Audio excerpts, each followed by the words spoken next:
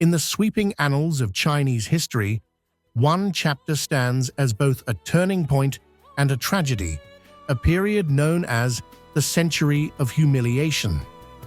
Over a span of roughly 110 to 120 years, from the mid-19th century until the mid-20th century, China was forced to endure a relentless series of military defeats, territorial losses, and subjugation at the hands of foreign powers.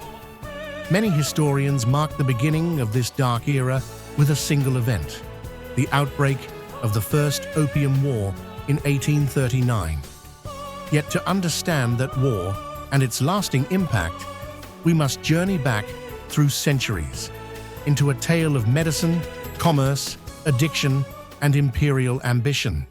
The history of opium in China stretches back over 1,000 years. Initially valued for its medicinal properties, opium was first introduced into the Middle Kingdom as early as the 7th century. For generations, healers used the poppy's resin to relieve pain and cure ailments, a natural remedy quietly integrated into Chinese pharmacopoeia. Over time, however, the drug's character began to change. By the 17th century, a new practice emerged, mixing opium with tobacco for smoking. This simple act, imported from Southeast Asia, would ultimately transform opium from a rare medicinal substance into a widespread social habit. During the Ming and early Qing dynasties, opium was still largely confined to medicinal use. Yet, as its recreational use spread, initially among the literati and later among the urban elite, it became a symbol of both leisure and status.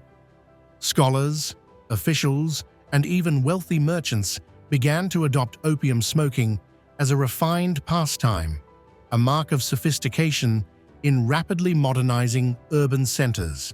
It was in the 16th century that European eyes first recognized the potential of this mysterious substance. The Portuguese, pioneers of maritime trade in Asia, discovered opium's lucrative dual life as a medicine and as a recreational indulgence, and quickly integrated it into their trading networks. From their factories scattered across the region, the Portuguese supplied opium to the emerging Canton system, a tightly regulated trade framework that governed all foreign commerce in China. Under the Canton system, Guangzhou, or Canton as it was known in the West, became the sole Chinese port where foreign traders were allowed to conduct business. This exclusive arrangement not only controlled the flow of goods into the empire, but also set the stage for a battle between traditional Chinese governance and the encroaching demands of the modern world. The rapid rise in opium's popularity did not go unnoticed by the Qing emperors. In 1729, the Yongjing emperor issued a stern edict criminalizing the recreational smoking of opium. Traffickers, smugglers, and even the operators of opium dens were now subject to capital punishment, a decisive measure intended to safeguard morality and preserve the ancient customs of the empire. Yet despite these harsh decrees, opium imports continued to swell throughout the 18th century. The Edict of 1729 marked the beginning of opium suppression efforts in China, but its impact was blunted by the insatiable demand for the drug and the ingenuity of smugglers who found ways to circumvent the law. By the time the opium craze had taken firm root in urban centers, the imperial court in Beijing found itself increasingly out of touch with the vibrant and often unruly world of Canton's trading community.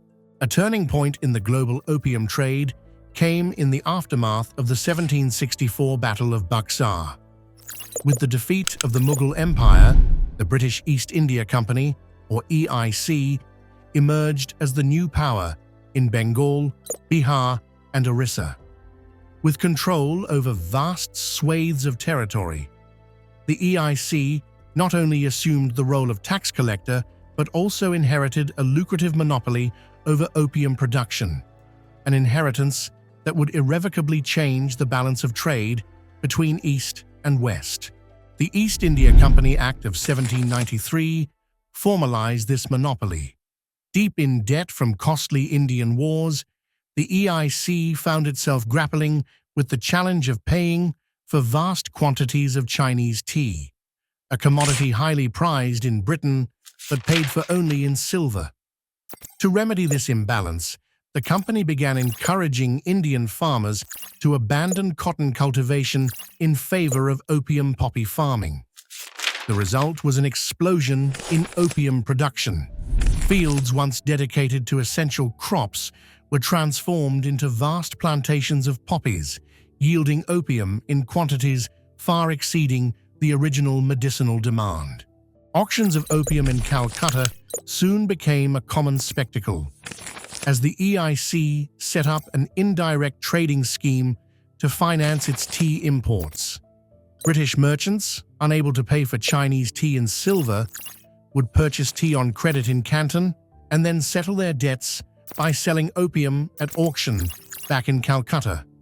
This ingenious, if morally dubious arrangement allowed opium to flow steadily from the plantations of India to the markets of China, a trade underpinned by both legality and illicit smuggling. These chests, containing small balls of opium that originated in the provinces of Bengal and Madras, became the building blocks of a trade that transformed not only economies but also societies.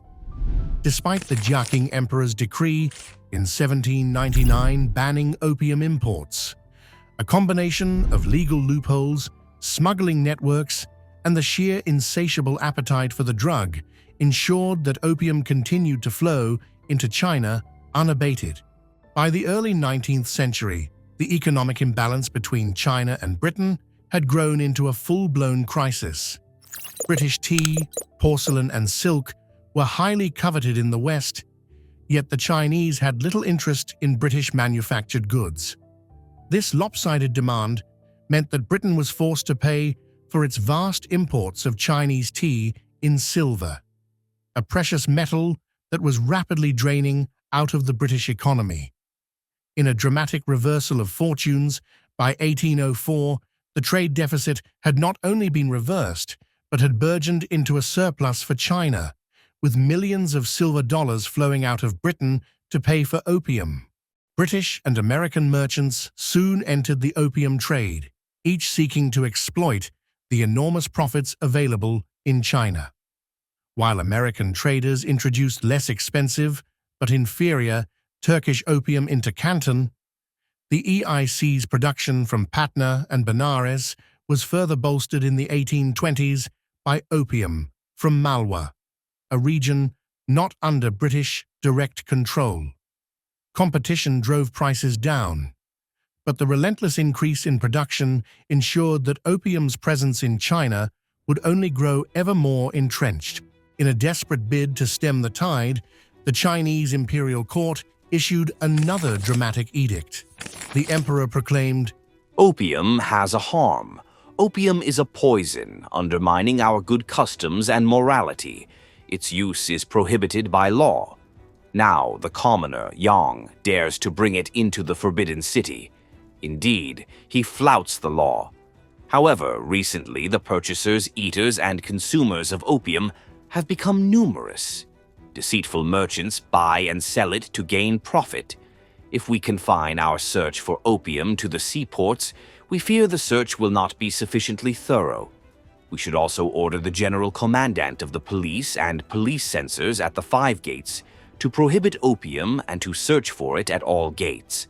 If they capture any violators, they should immediately punish them and should destroy the opium at once. As to Guangdong and Fujian, the provinces from which opium comes, we order their viceroys, governors, and superintendents of the maritime customs to conduct a thorough search for opium and cut off its supply." In the midst of this growing crisis, the Daoguang Emperor made a decisive choice. Rejecting proposals that sought to legalize and tax opium, a path that some court officials had argued might stem the tide, the emperor chose instead the path of suppression. He appointed Special Imperial Commissioner Lin Zexu, a man of resolute moral conviction and unwavering determination to root out the opium scourge from the southern port of Canton. Upon his arrival, Lin Zexu wasted no time. He swiftly arrested Chinese opium dealers, whose profiteering had long contributed to the spread of addiction, and demanded that the foreign firms surrender their stocks without compensation. Under his uncompromising orders, foreign residents were placed under a virtual siege within their own trading factories. It was a bold and audacious move, a dramatic attempt by an imperial official to reclaim control of a trade that had destabilized society. Over a grueling span of 23 days, Lin Zexu supervised the destruction of an estimated 1,000 long tons of opium. The drug, once a symbol of leisure and cultural sophistication, was reduced to ash, its remains scattered along the shores of Canton as a potent symbol of the government's resolve. Yet, even as Lin Zexu carried out his radical crackdown, the intricate network of opium smuggling proved nearly impossible to dismantle. A porous border, rampant local demand, and an intricate web of illicit trade ensured that opium continued to find its way into China. Instead of quelling the epidemic, the crackdown only deepened the rift between the imperial court and the mercantile communities that had long depended on the drug trade for their livelihoods. For British traders, opium was not merely a commodity, it was the linchpin of an entire trading system that had balanced the scale of commerce between China and the West for decades. The disruption of this system by Lin Zexu's uncompromising measures threatened to upend the fragile economic equilibrium that had been maintained through centuries of regulated trade. British merchants, whose fortunes had been built on the sale of opium, now found themselves at the mercy of imperial edicts and an administration determined to eradicate the drug. Ironically, opium had become both a symbol of modernity and a harbinger of decay.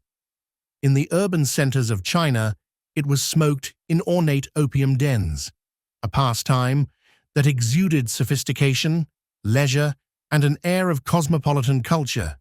Yet beneath this veneer lay a dark reality, widespread addiction that sapped the strength of the nation, rendered workers incapable, and precipitated an outflow of silver that crippled the Chinese economy. The very substance that had once been a remedy was now a curse, a poison that undermined the economic and social fabric of the empire. It is in this context of contradiction and decay that the stage was set for one of the most consequential conflicts in modern history. The actions taken by Lin Zexu in Canton were not without consequence. To the British, his sweeping measures represented an intolerable affront, a direct challenge not only to their economic interests, but also to the principles of free trade and diplomatic equality that they held dear. British outrage over the destruction of opium, combined with a determination to safeguard their profitable trading system, set in motion events that would soon engulf the region in war. In the heated cauldron of international commerce and national honor, every confiscated chest of opium, every stern edict and uncompromising decree added fuel to the fire of mounting tensions between China and Britain. As merchants and officials on both sides prepared for the worst, a new chapter in the history of China was about to be written, a chapter marked by military conflict, bitter treaties, and a legacy of national humiliation that would resonate for over a century. The collision of economic necessity and moral fervor had reached its zenith.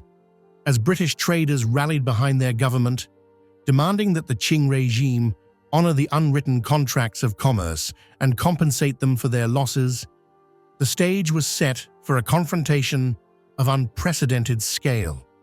The policies of the imperial court, designed to protect the nation from the corrosive effects of addiction, had inadvertently become the spark that ignited a much larger conflict, a conflict that would force China to confront a new, unyielding power determined to impose its will on the ancient empire.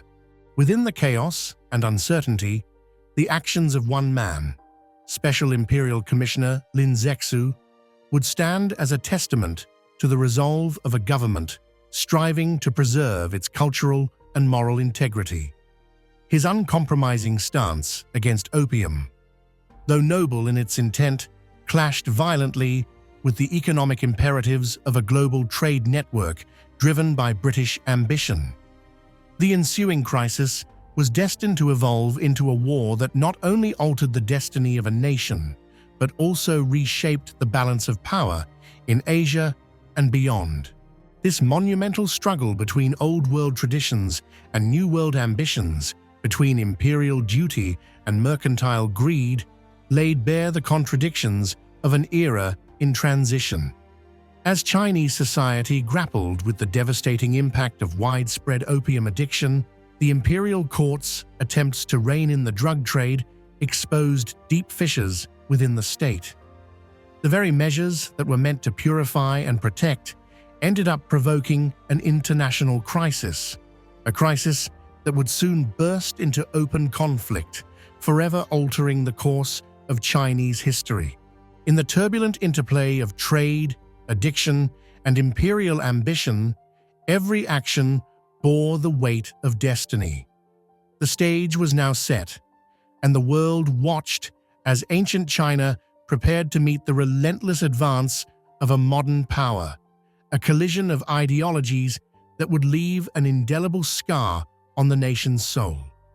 China's crackdown on the use of opium clashed with Britain, which would later lead to the spark of the Opium War and the beginning of the century of humiliation for the Chinese people.